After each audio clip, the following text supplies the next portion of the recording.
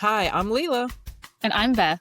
And we are Both And, a podcast dedicated to giving a voice to the multiracial experience in America by discussing relevant topics in a safe space. Welcome, everyone, friends, listeners. If you are a multiracial person, you know that we are often told that our identities are too complicated. They don't fit in a box, that we must choose one side of ourselves to be understood by others. That, to me, is a form of erasure. And that erasure mirrors what is happening at the national level now. Communities, identities, and historical truths are being cut away from the official historical record to maintain a tidier, more comfortable narrative. Beth and I started talking about this when I saw a story with the word transgender being removed from the Stonewall Monument and from the National Parks website.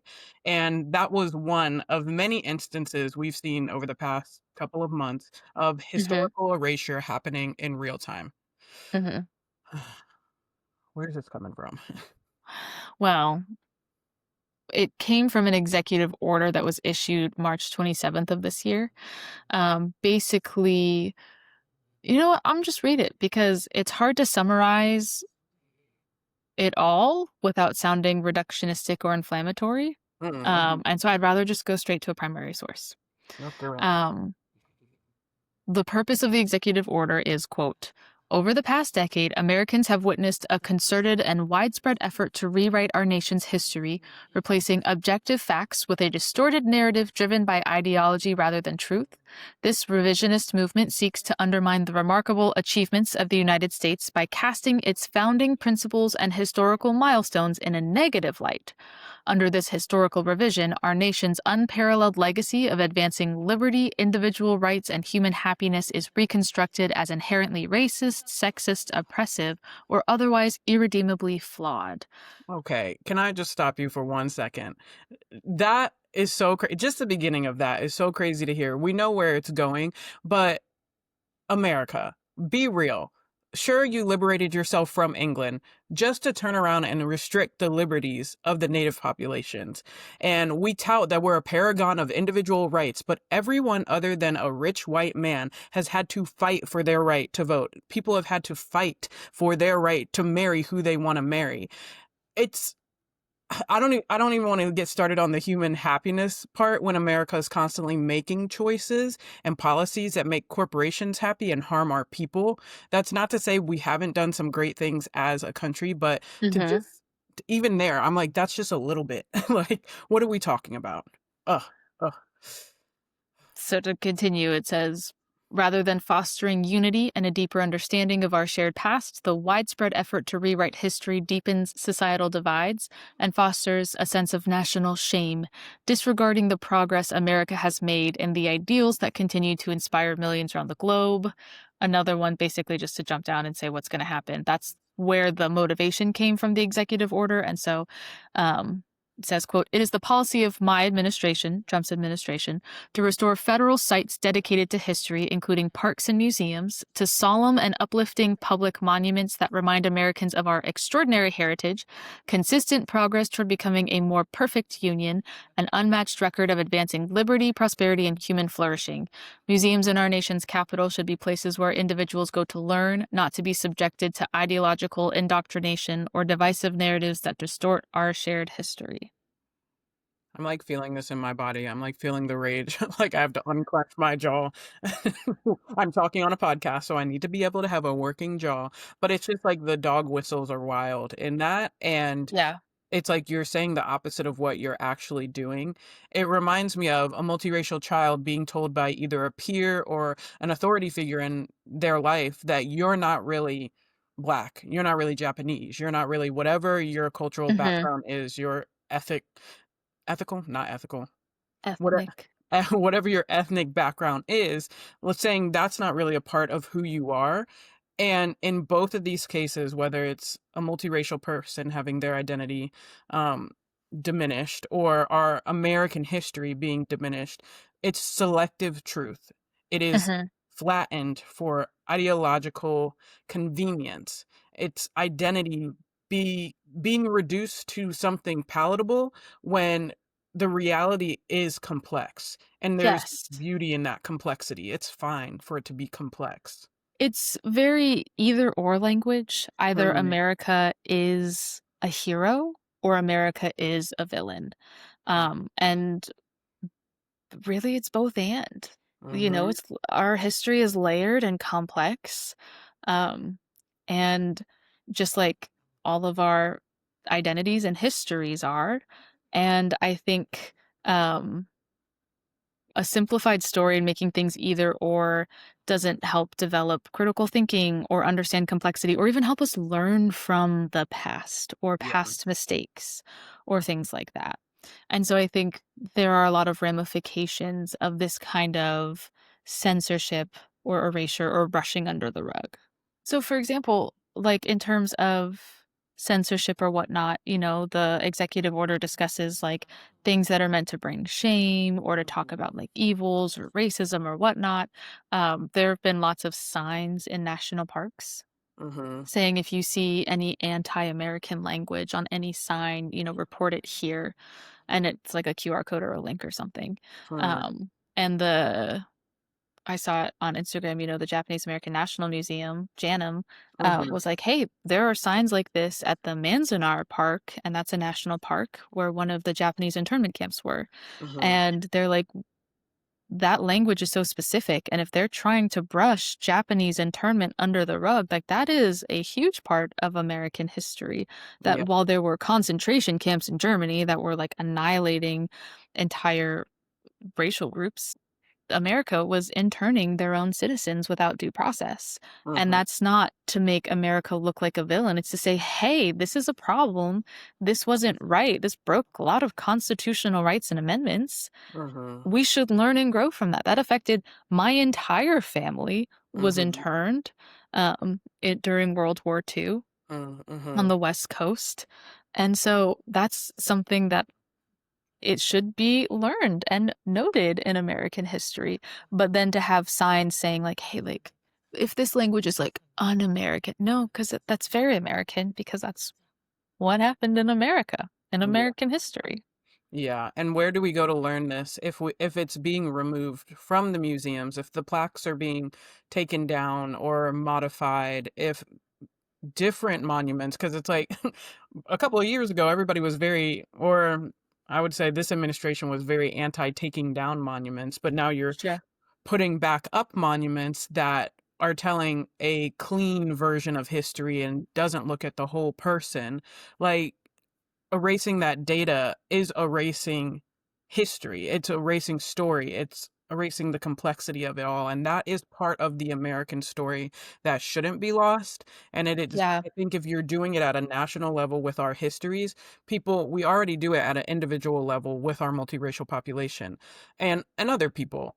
It's it's just so sad because you would think if you know the history, we won't Mhm. make the same mistakes, and it feels Yeah. like a lot of people are making parallels to a different point in history now and what's going on in our country, but the mistakes are still being made. And a lot of ways to learn is through access to information and Mhm, literacy and things like that. And so we're seeing the result of this executive order is a lot of historical sites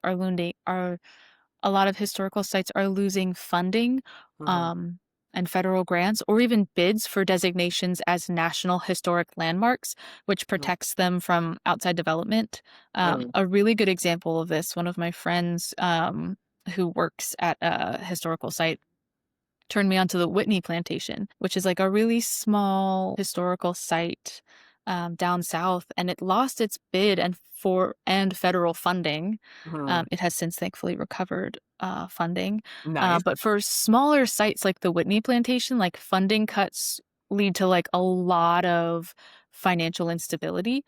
Now, for a larger museum, some of these funding cuts and DEI restrictions can endanger them from telling like broader and nuanced stories. Mhm, Um, but then that just leaves like mainstream museums. So if then like all of these smaller sites with more specialized and complex knowledge and exhibits are then gone, then all we have are like the federal sites that are controlled by what the federal government funds and says that it can talk about or discuss. Uh-huh. Um, which then, like, ripple effect leads to job instability for all of these historians, artists, scholars, researchers who hold this specialized knowledge. So, Uh-huh. what are we going to do with the people who can tell all of these stories if they have no one to talk to and then they can't make a living sharing all of that information? Yeah.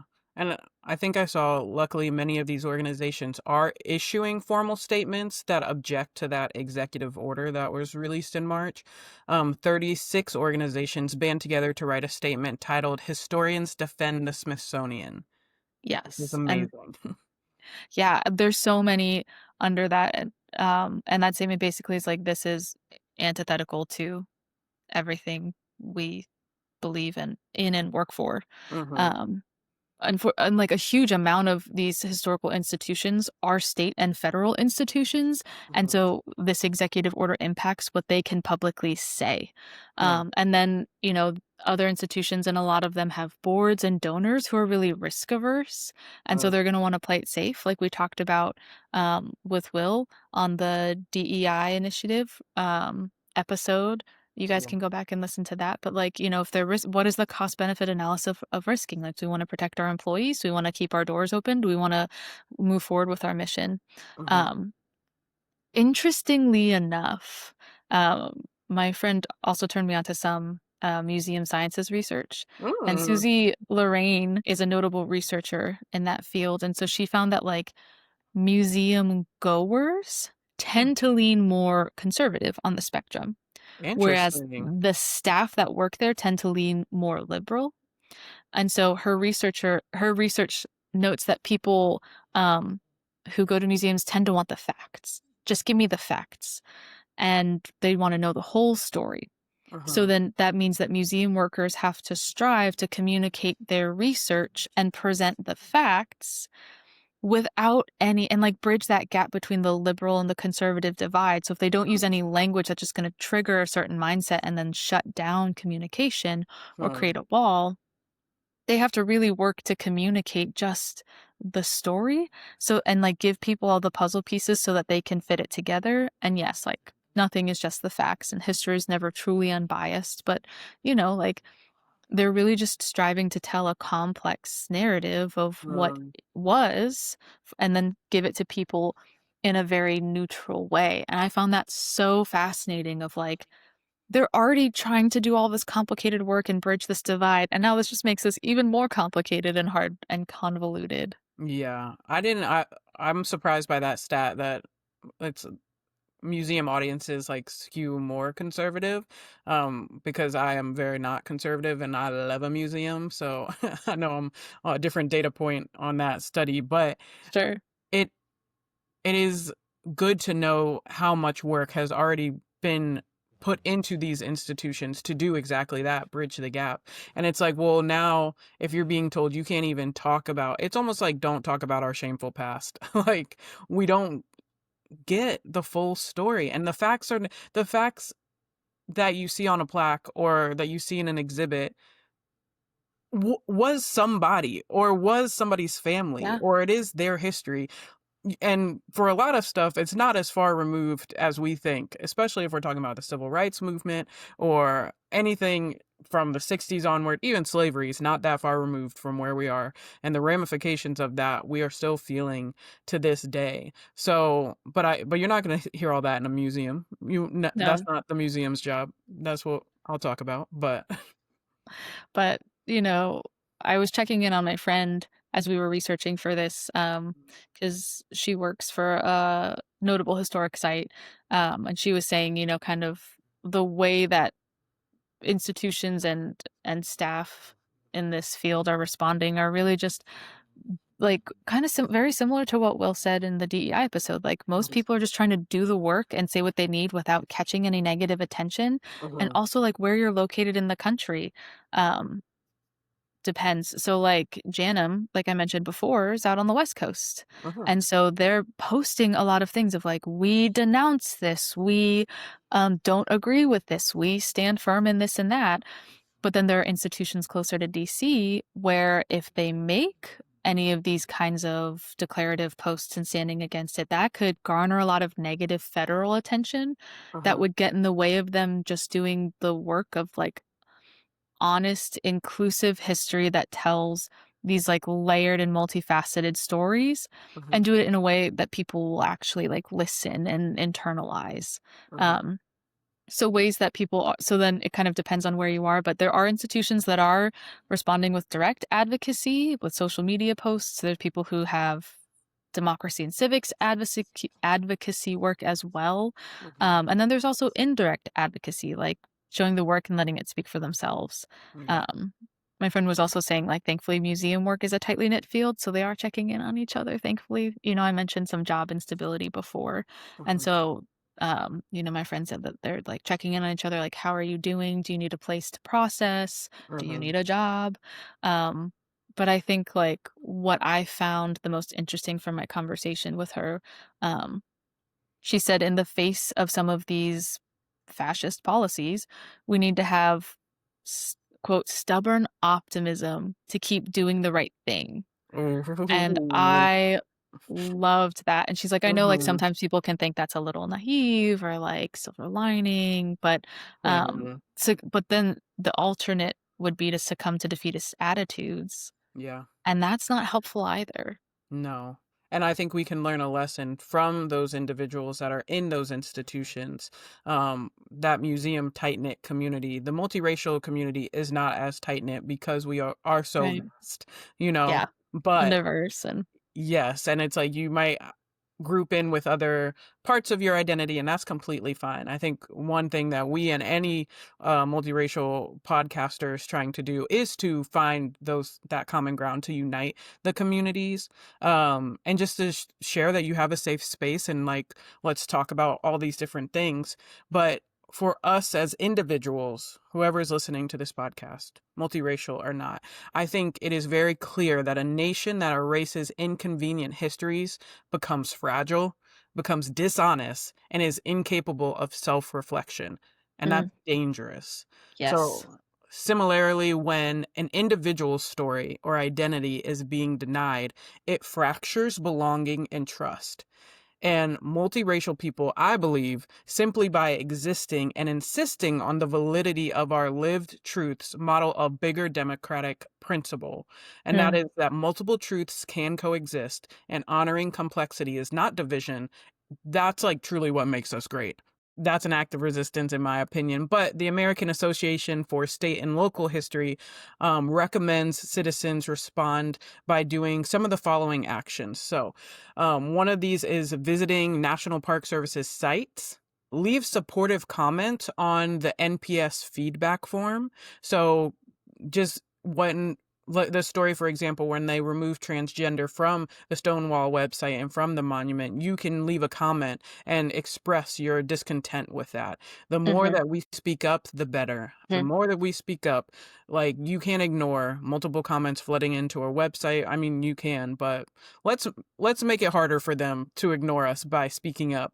And then also contact your state, local, and national representatives about your support for NPS sites and a full, honest approach to our collective history. You can do that by any of the number of ways you can contact your representatives. I personally love to get on their social media and comment on an Instagram post, on a Facebook post, stuff they can't ignore or other people can very clearly see. true. Mhm. Also, things you can do is to educate yourself. Like, as a multiracial individual, um, my identity is not up to other people. I am white and Japanese, and I specifically identify as Japanese American. My family fought really hard to be recognized as American citizens, but that was something like I know my family history. I can trace my family back to the generation, like the first generation that immigrated over to San Mhm. Francisco in like the 1890s. And that's because like my family was really good about that. That's not something that I read about in a book. And I have the privilege of my family, being in this country only for 5, 6 generations. Uh. Um, depending on if you go my grandfather, my grandmother's side. But I know it's harder for people who have been here longer, and it's Yeah. also harder for, Black Americans, whose families weren't there weren't records of them coming through San Francisco or like my mom's side on Ellis Island and whatnot. But I have that privilege and I exercise it to know where my family comes from, what happened to them when they were interned in the camps, what that was like, what happened to them afterwards too. And it's interesting, like you can talk to your family, but also like you can learn about your culture and your history on your own, and you can create I think I love hearing family traditions, because I Mhm. think that's such a beautiful expression of family history and family culture. So, like, I was actually talking to your husband the other night when we were all having dinner, and he and I were, connecting on the fact that we're both white passing, Mhm. even though I'm Japanese and white and he's, Latino and white. And we were talking about how, like, yeah, like people just see us. And when I got married, I lost my Japanese surname and I took my Mhm. husband's name. And now I just look white and I sound white. And so I found other ways to maintain different traditions of like how I kept my maiden name as my middle name. And my Mhm. family's tradition is to have Japanese middle names, like American first names and Japanese middle and last names. And so, like, my kids also have Japanese middle names, and Mhm. your husband was, like, really connecting with that and talking about, like, if and when you guys have kids one day and the different names that he wanted to give them because of his experience of having, like, a white sounding first and last name, and, Mhm. like, wanting to give his kids a little more, like, identity and culture and tradition in Mhm. their names to help them feel more connected to their history. And so even something as small as that of, Yeah. like passing on in generations of naming your kids or connecting over meals or histories Mhm. or where you came from or why you're here or things like Yeah. that. Like you don't have to let anyone tell you where you're from. You Mhm. get to find out that out on your own. So you can educate yourself. Yeah. And I feel like what I'm hearing from this too is like don't be passive in your meaning making or in the Mm, world that I feel like we could just move through the world doing what if we taking America as an example, we could just move through our lives doing what American society tells us we should do, But I think there's more spice in living out our cultures and holding on to those cultural things and yeah. passing them down, whether it's through names, through food, is like what immediately came to mind. Uh, Yeah. with my German side of my identity, my mom makes frikadelles every Ooh, years, which are like basically hamburgers and a mushroom gravy.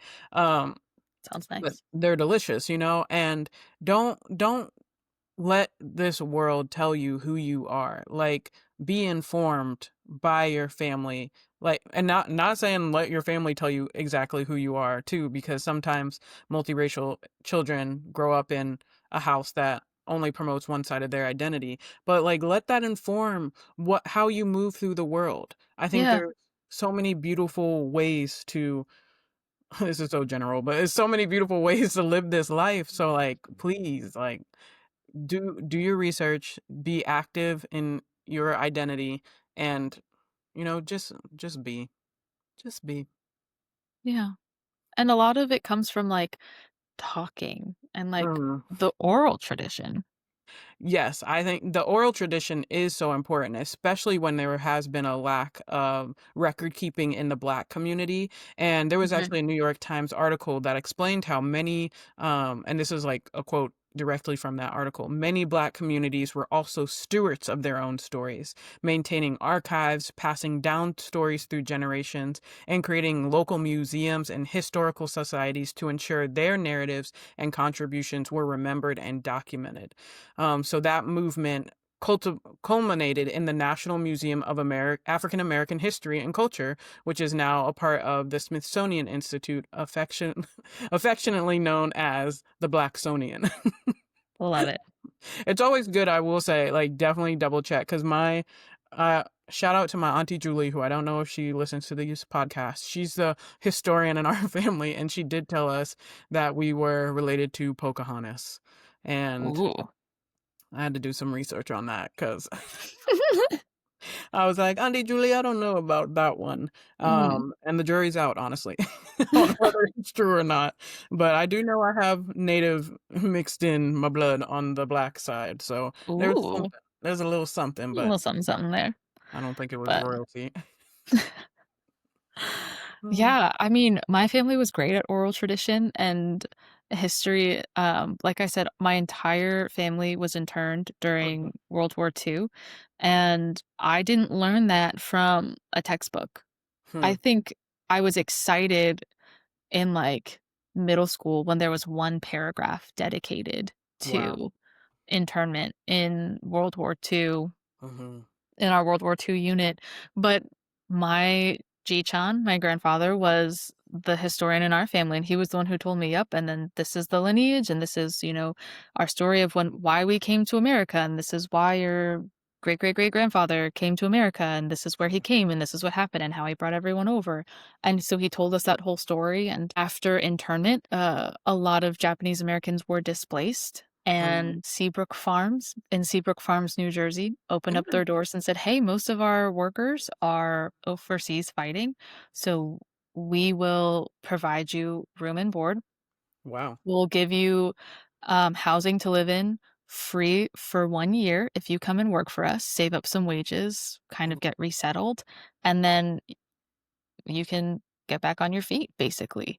Wow. Um, and my great uncle was one of the most of my family relocated to Seabrook Farms, and my great uncle was one of those who relocated, and he ended up um, climbing the corporate ladder and becoming a successful businessman, and worked a lot with Seabrook Farms and for Seabrook Farms. Hmm, And he then developed the Seabrook Educational and Cultural Center because he was worried that people would lose their Japanese American history, especially like with the relocation and like life at Seabrook Farms and all of that. So he created, as along with several other s- um, the SECC, as we called it, and, to pass on our history to future generations, and it's a very tiny, teeny tiny one of those local, mhm. historical sites and places, and, in, tiny Seabrook, New Jersey. Amazing. He ended up receiving a Medal of the Rising Sun from the Emperor of Japan for his conservation efforts for Japanese culture in America. What? Um, but I think about, like, the call to action of, like, what do we do in the face of all of this? And I'm like, yeah, like, my family lived it. Oral Mhm, tradition, preserving history, creating your own local sites and all the things. And so, um, it sounds impossible. And I think when I was reading this, just of like, oh yeah, like, okay, like tell the stories and go to the museums and do this. And then I was like, oh wait, it's not as, like, abstract, it's yeah. concrete, like, I've seen my family do this, like, Mhm, my Ji-chan was also the president of the Philadelphia chapter of the Japanese American Citizens League, the mhm, JACO, because he wanted to fight and advocate, because that was important to him of, like, American citizenship and this and that, so I think I share that story to listeners to help them know that it doesn't have to be abstract, it doesn't have to feel lofty or unattainable, mhm. um, really just, like, search your values in terms of your history, your story, and live that out. Yeah. Because really, your lived experience, I feel, has been training for this moment. Mm, Like, we were all put at this point in time of history for a reason, you know? I mm, believe in a divine that makes purposeful life. yeah. So, if you ever had to correct someone about who you are, or if you've ever insisted your story be told in full, like you are already building the tools, you have the tools to push back against state sanctioned historical erasure. It may not Mm, feel like it, but you've done it already, baby. You've done it in your own story. So you can do it on a larger level. I think our resistance of this shows why telling the whole story is an act of survival and it mm, is an act of hope. We will not be erased. So, support your local museums, collect those oral histories of your culture, build a library inside yourself that mm, can be passed down, whether that's through the stories or the food or the holidays, however you celebrate. I think just refuse to accept this one-dimensional narrative for not just your own community, for any minority community. That's ways mm, we show solidarity. We don't accept the one-dimensional story for any oppressed people in the United States. So I think that's how we can scale up our personal resistance into collective action. And if you're listening to this and you're like, hey, I'm not about that, you listening to this is already is helping us kind of get the word out and share. So for that small action, I thank you. As always, thank you, listeners, for your time and attention. Feel free to share any fun stories in the comments section. We'd love to hear from you. You can email us, wearebothand@gmail.com. You can follow us on Instagram @wearebothand. And as always, like and subscribe. Yep. We'll see you next time.